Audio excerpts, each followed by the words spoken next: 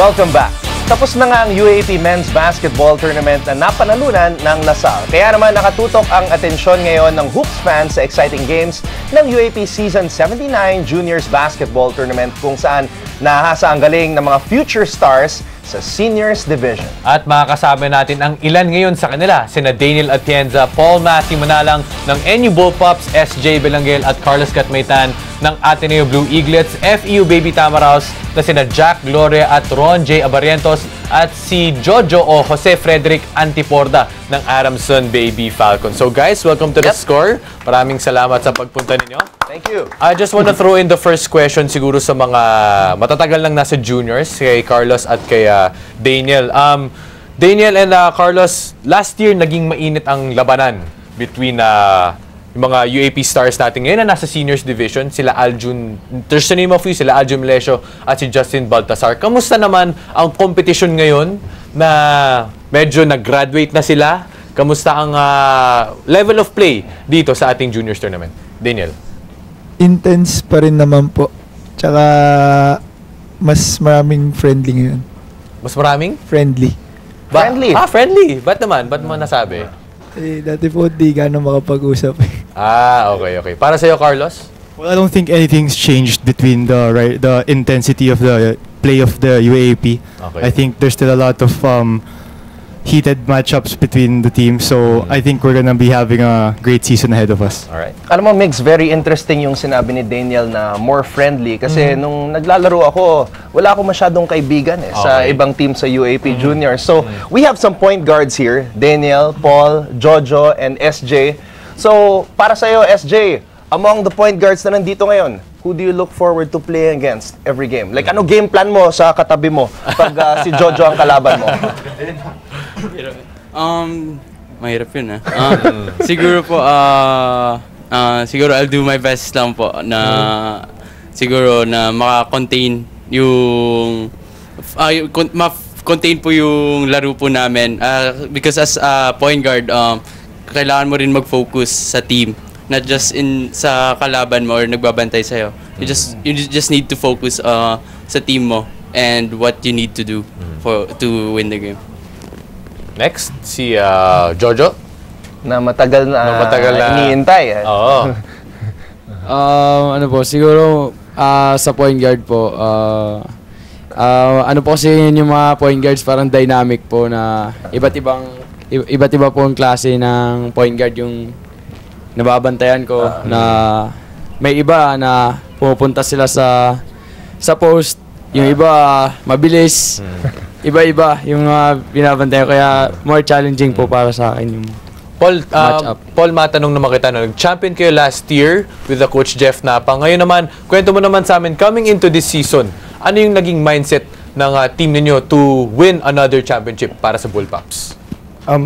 Same pa rin po siya last year na hindi namin iniisip na wala na si Justin, ganun. Kasi meron naman pong pumalit and alam po namin na mako-contain pa rin nila katulad ng ginawa ni Justin. Then ngayon mas nagfo-focus kami lalo na sa defense kasi mas marami nang magaling na ibang players na sa offense.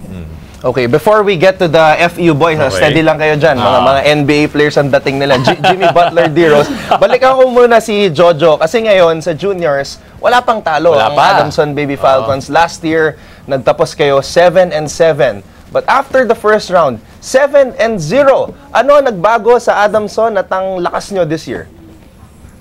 Siguro po yung hard work po namin throughout the year po. Simula po nung summer, di ba? Twice a day po yung training namin. So, siguro po nag-pay off na din po siguro yung hard work po namin every day. Consistently po kami na nagte-training, nagpapagaling. Siguro po yun po yung naging sikreto dun sa 7-0 po namin. Anton, gusto ko naman mapunta ngayon sa other matters beyond the playing court. Siyempre, mga high school boys to. Ang lalaking mga high school boys. Para sa mga FEU boys, kina Ron J. tsaka kay Jack, kumpara sa college, medyo mas maluwag kasi syempre iba't ibang mga klase. Pero gusto kong tanungin, paano nyo binabalance ang inyong academics? Paano bang training schedule? Paano ba ang pasok? Paano nyo ba ginagawa yun as high school students, na student athletes? Sige, okay.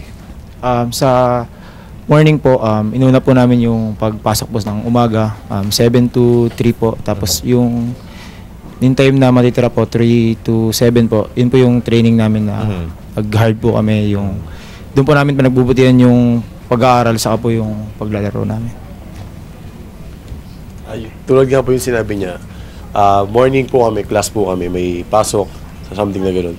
Tapos sa gabi, doon po kami nag-training, parang gano'n. Mahirap ba? Mahirap ba for Siyempre, gising ka ng maaga, tapos mag-training ka sa hapon. Kwento mo naman sa amin yung mga challenges na dinadaanan ninyo. Minsan kasi nandun yung parang tatama rin ka pumasok kasi parang isipin mo, training na naman mamayang gabi. Totoo yan, na-feel din natin yun, Migs. Na-feel din natin yun. Yun nga, pinasok mo yung buhay atleta, kailangan mong tapusin yun. Okay. I just want to ask Ron J, kasi syempre maraming nanonood ngayon, tas nakita, Ron J. Abarientos. Syempre, Johnny A. from FEU. Yes. So, kamag-anak mo ba si Johnny Abarientos? Yes po, tito ko po siya. Uncle ko Okay. po. Meron ba siyang advice na binigay sa'yo bilang basketball player? Una niya pong in-advise sa akin yung sa academic po, yung kailangan po dapat unahin muna yung pag-aaral po muna bago yung paglalaro. Nandiyan naman daw po yung paglalaro. Kailangan lang daw po pagbutihan yung kailangan priority muna yung unahin bago po yung paglalaro. Ngayon gusto ko naman mapunta Anton kay SJ. Si SJ ngayon ang number 2 ranked player after the first round.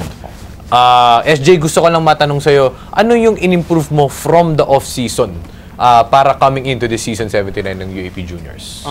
I think po it's leadership po. It's because we have 11 rookies po.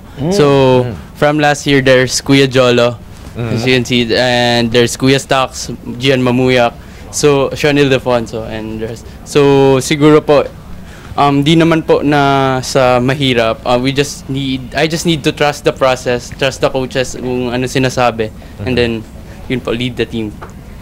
I think one of the challenges now, Migs, kasi nga tapos na yung first round of eliminations and we're heading into the Christmas break. Ang second round magsisimula next year na.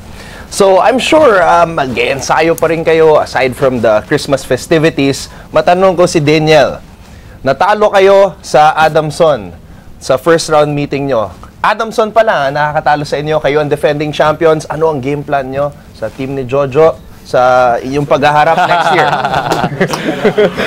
Tama. Sige. Bantayan po si Jojo. Joke lang po. Itama lang po yung mga mistakes namin last game, tsaka go hard lang po. Okay. Gusto ko magkaroon ng each representative, no? Starting with Carlos. Carlos, please invite mo naman yung mga from the Ateneo High School, yung mga supporters ng Ateneo Blue Eaglets na supportan kayo tuwing sa mga laro ninyo, and the same guys with FEU and Adamson. So guys, hello to the whole Ateneo community. Please continue to support our team, the Ateneo Blue Eaglets, as we face the second round of the UAAP Season 79. It will start at January 14, so please be there and support us. And thank you for all of the support that you have given us. Okay, Jojo? Iniimbitahan ko po lahat ng taga-Adamson community po na patuloy po kong supportahan yung Baby Falcons po sa game po namin sa next year po sa second round po. Yun know. Hello to Nationalians. Tuloy nyo lang po supportahan yung NU Bull Pops until the end. And thank you sa walang sawang pagsuporta niya sa amin. God bless. Jack? I-invite ko pala yung Baby Tamaraws na sana supportahan nyo kami sa susunod na round 2 para mapakita namin sa inyo yung pinaghihirapan namin. Yeah. So guys, maraming salamat and good luck sa second round. Advance Merry Christmas sa inyo. Thank you, guys. Hi guys, keep watching The Score for the latest sports updates, and don't forget to subscribe to the ABS-CBN Sports in Action YouTube channel.